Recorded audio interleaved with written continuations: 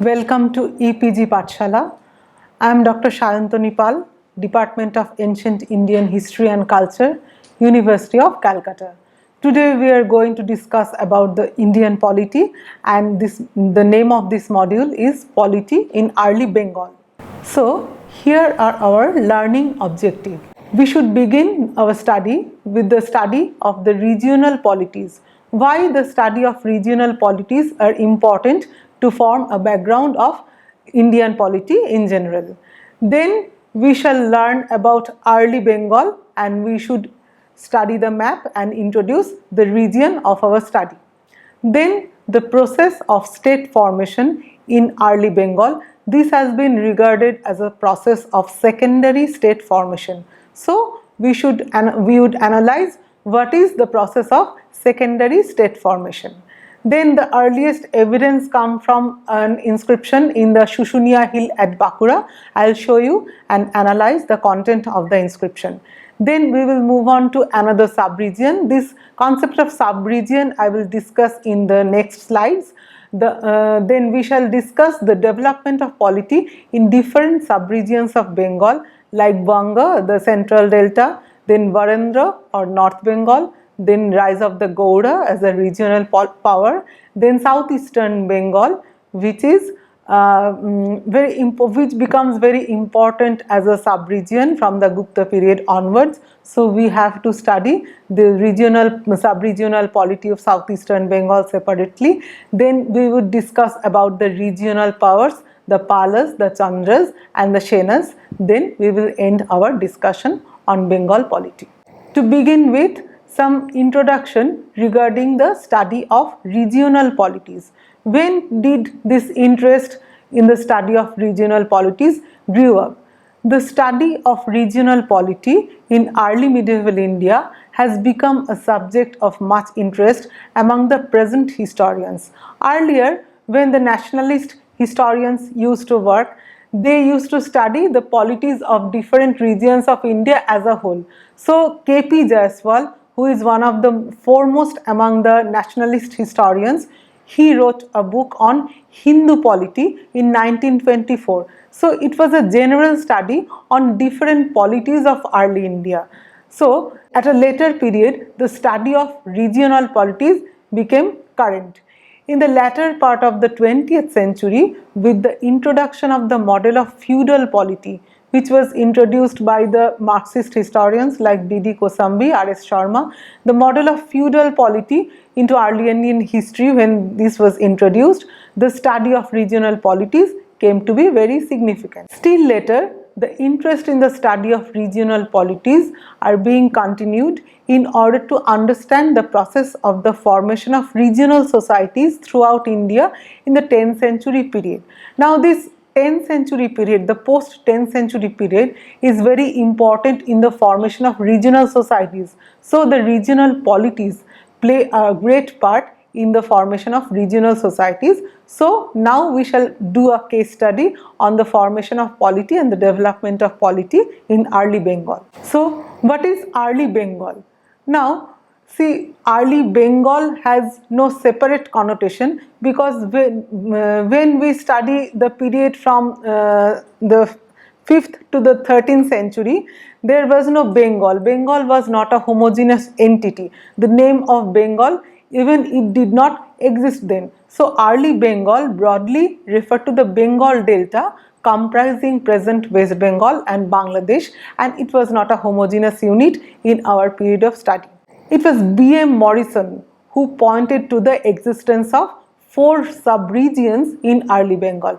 Now this concept of B.M. Morrison regarding the sub-regions of Bengal, early Bengal, is very influential, and they have played a very dominant role. They have influenced the subsequent writers on early Bengal. So to begin with the early Bengal polity, we should first analyze and discuss the concept of sub-regions as introduced by B.M. Morrison. So here you can see a map of undivided Bengal. Now Bengal has been divided into the independent country of Bangladesh and the district of West Bengal and the state of West Bengal. So this is the undivided map of Bengal belongs to the pre-1947 period. Here you can see a combined map of the Bengal Delta comprising Bangladesh and West Bengal. Now the concept of 4 subregions of early Bengal as introduced by B.M. Morrison. B.M. Morrison said that the whole of Bengal Delta is not a homogeneous unit and it can be divided into 4 subregions. On basis of what? B.M. Morrison actually studied all the land grants beginning from the 5th century. Land grants actually begin in Bengal from the 5th century and it continued up to the 13th century. He analyzed all these land grants and he also studied where from these land grants were issued. So the political centers. So he traced there were 4 subregions with 4 political centers which operated at different periods throughout these centuries from the 5th to the 13th centuries. Moreover, he also argued that not only political centers, these subregions also had separate cultural entities. So the name of his book was Political Centers and Cultural Regions in Early Bengal. So let us see what are the 4 subregions of Early Bengal. The first is called the Bhagirathi Hooghly area, which is the western part of the Bengal Delta, and the only political center from which land grants were issued were Karnasuvarna. Now this Karnasuvarna is in the Murshidabad district and it became famous as the capital of Shashanka. Then the next sub-region is called Varendra, or it means the northern part of the Bengal Delta. Its administrative unit was Punravardhana Bhukti. This name Punravardhana Bhukti actually appears in the inscriptions of the Guptas, while the name Varendra was more popular in later period, in the Pala period. So it had 2 political centers, one is called the Kotivarsha and the other is called the Panchanagari. Then the third sub-region is the Central Delta. Central Delta means it is surrounded by the Ganga on the one side and the Brahma Meghna river on the other side. So this is the central part of the Bengal Delta, and here the political center was Vikramapura, but Vikramapura, we get reference to the Vikramapura from a very late period beginning from the Senas in early Bengal in the post 10th century period. So Vikramapura was not in existence in the early period in the 5th or 6th century. Then the last sub-region, this is called Samatata.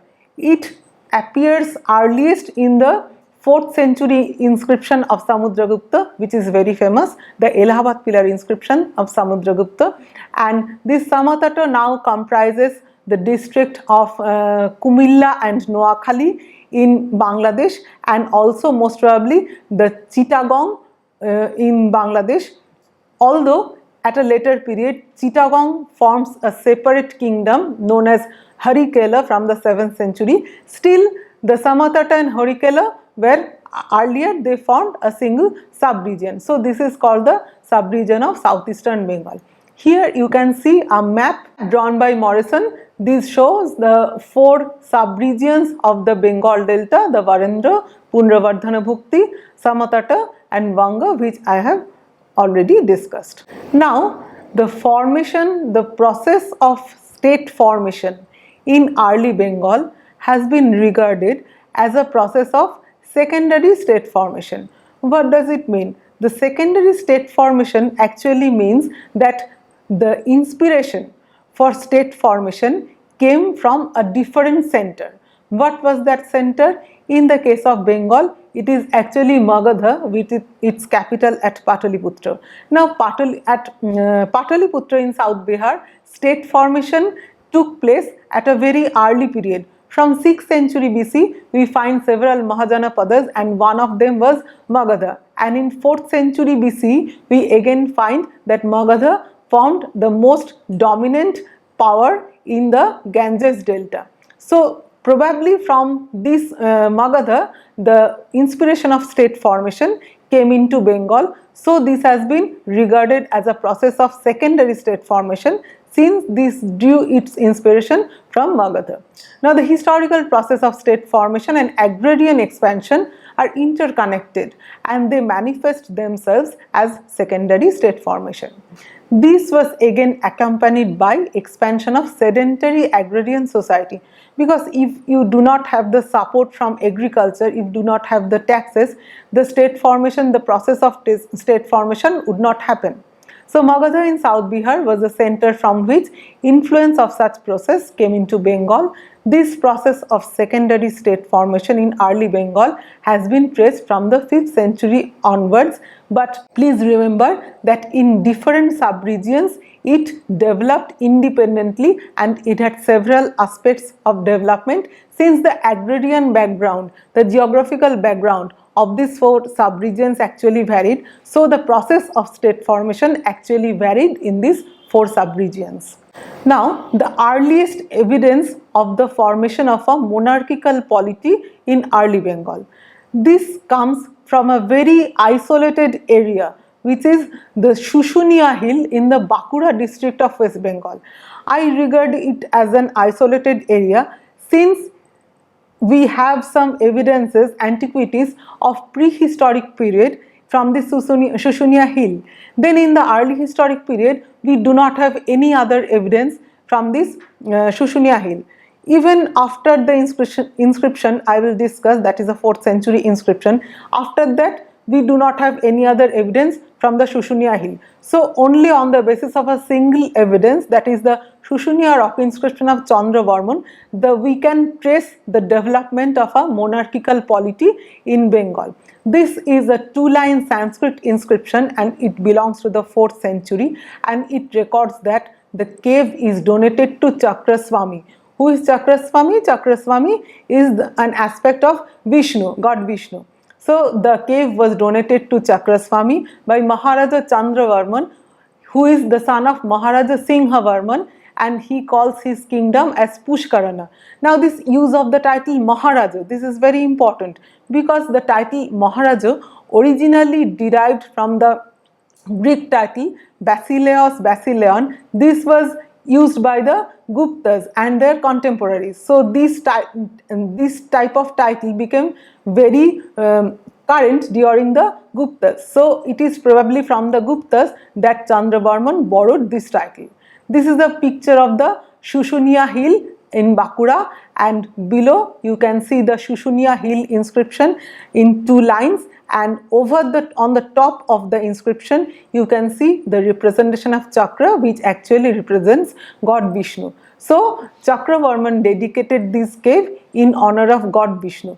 Now there is another thing, from where did he gain this concept of Vishnu, because Vishnu is a major Brahmanical deity, and please remember that Guptas were Parama Vaishnavas, they called them Parama Bhagavatas. So it is most probably from the Guptas that Chandravarman, a local ruler of Shushunia Hill, probably got the inspiration of this worship of Vishnu from the Guptas. So here we can trace the influence of the Guptas both in the formation of polity as well as religion in the Shushunia Hill area.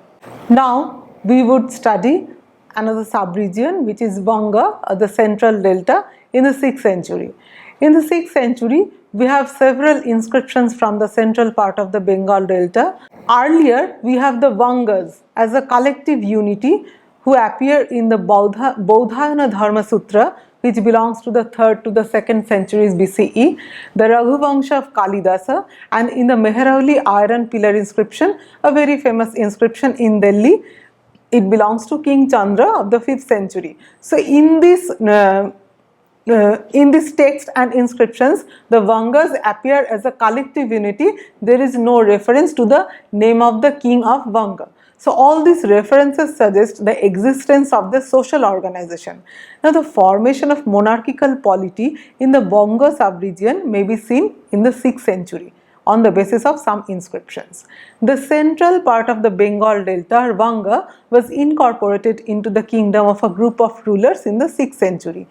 These rulers are called Dvadosaditya, Dharmaditya, Gopo Chandra and Samachara Deva, who issued land grants in the Faridpur region of Bengal. The Faridpur is now presently a district in the central part of Bangladesh, just near Dhaka. Their kingdom was known as Varaka Mandala. Now, the administrative hierarchy that appears, I mean the administrative ranking, first the Maharaja Dhiraja, then his subordinate, then his subordinate. So this is the administrative hierarchy that appears in these charters, is similar to those appearing in the Gupta charters from North Bengal dated in the 5th-6th century. So here the influence is clear that a group of rulers in the 5th-6th century, Vanga, they derived the model for their administration from the Guptas. At the top was the king. He is described as Maharaja Dhiraja. Next to him is the administrator, who is comparable to the administrators of Bhukti or province in the Gupta charters.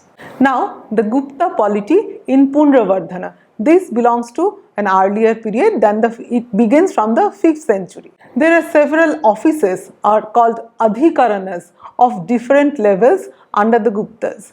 Some of them were rural body of a panchayat type. These were called the Gramashtakuladhikaranas. The Gramashtakuladhikaranas means the 8 most prominent families, the 8 kulas actually formed this rural body, and they used to handle the system of land business in this area, in their villages. So they were suitable for the rural areas with prominent residents of the villages like the Kutumbins and the Mahattaras. The Kutumbins were actually wealthy peasants and the Mahattaras were actually the village elders. So they used to play a very prominent role in this Gram Panchayat type rural bodies. Then there are some other type of bodies which are functioned at the level of Vithi. Now what is Vithi? Vithi is actually a group of villages. So these Adhikaranas were actually called the Vithi Adhikaranas, and they used to function over a group of villages.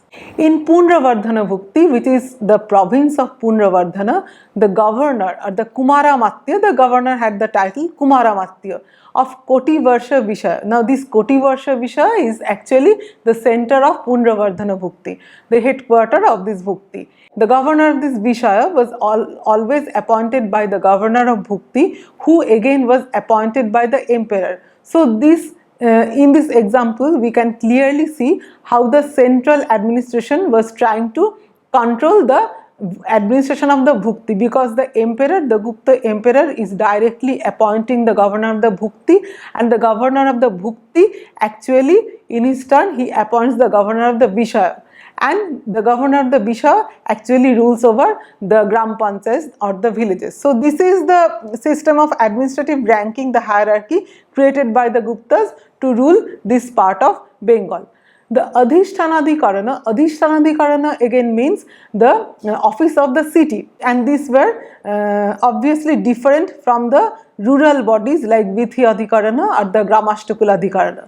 The Adhishtanadhikarana of Koti Varsha had members from the mercantile community and other occupational groups. So these groups were very important in handling the land business in the urban areas. So there are differences in the organization of administrations in the rural area and the urban area. All this suggests that Punravardhana Bhukti was the core territory with an urban character, while its outlying areas had different administrative arrangements with predomination of the rural landed groups. Thus, the synthesis of the imperial model of Gupta administration with the local elements actually contributed to the formation of the earliest documented monarchical structure in a part of Bengal, that is North Bengal. Now, we move on to discuss the formation of regional polity in Bengal. In the 7th century, we have the rise of Gaura as a regional power in Bengal, and also in this period this Gaura appears in the documents not related to Bengal. The rise of Gaura as a regional power in the late 6th and early 7th century is well attested from literary and inscriptional sources. In the Haraha inscription of Ishana Varman Maukhuri and also in the inscriptions of Bhaskara Varman, the ruler of Kamarupa, the Gauras again appear as a collective unity. There is no reference to the name of the kings of the Gaura.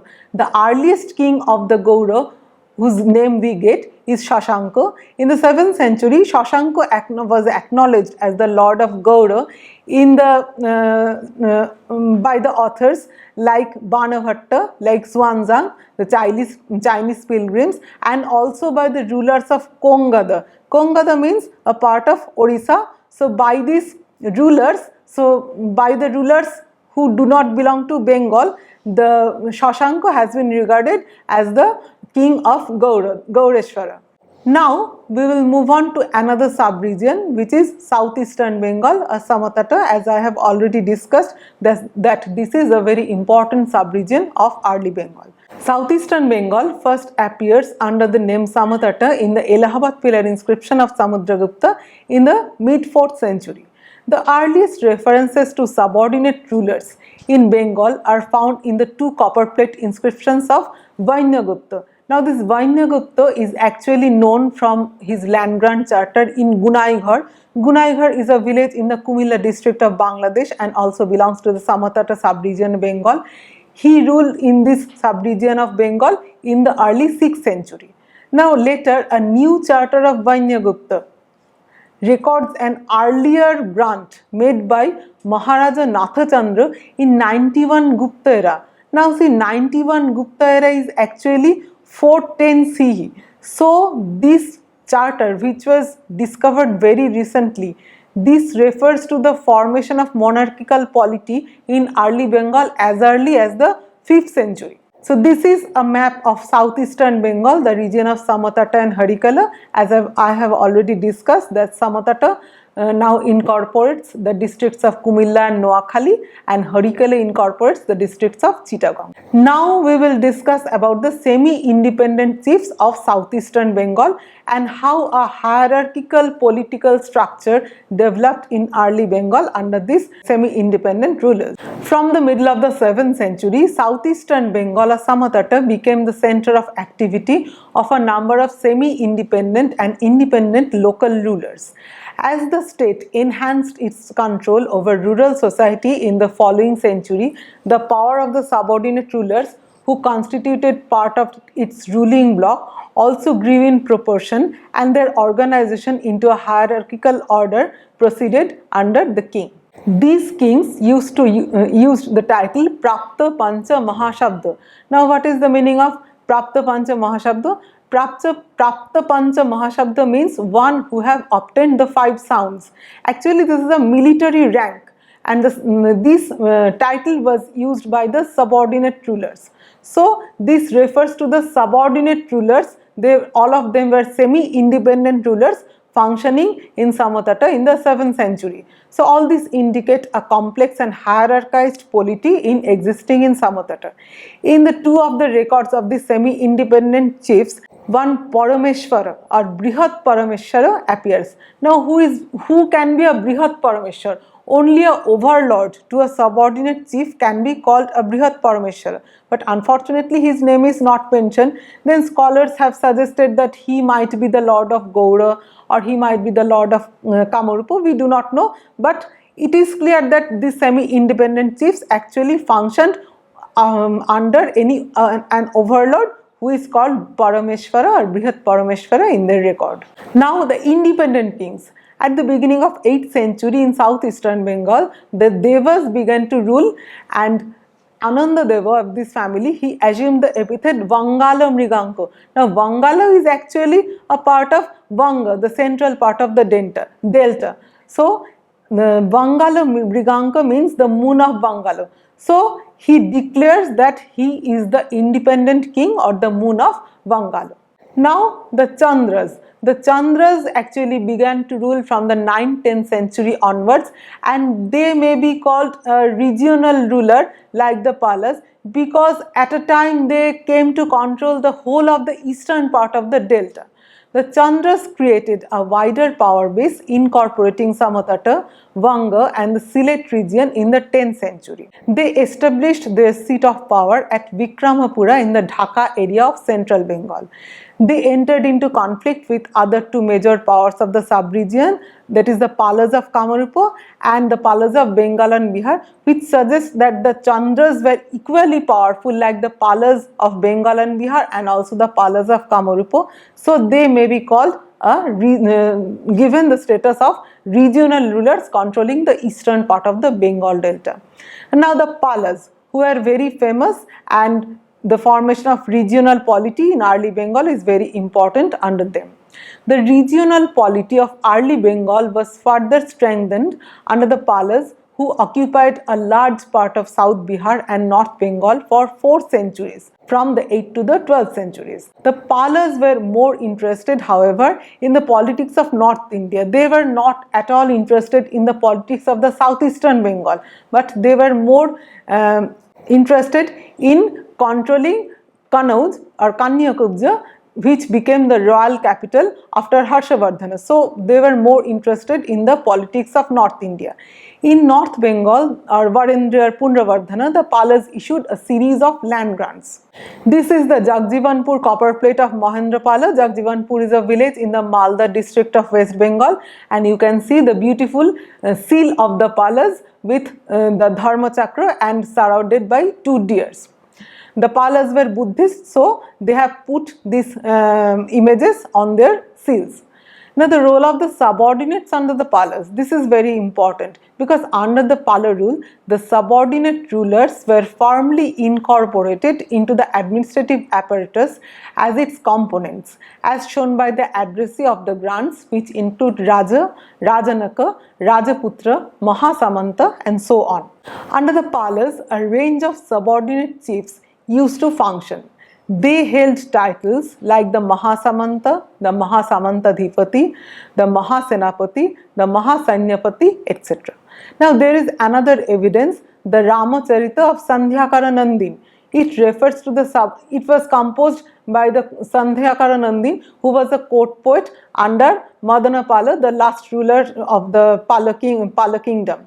The Ramacharita refers to the subordinate chiefs who replaced Rama, who helped actually Ramapala to recover Barendri, his paternal home, from the Kaivartas, who then created some disturbances in the Pala kingdom. One commonality of these subordinates who helped Ramapala in the conquest of Barendri, these subordinate rulers was one commonality of these subordinate rulers was the service to the king, especially in military capacity. The heavy dependence of the Pala army on the service, especially in the later period, is clear from the Ramacharita.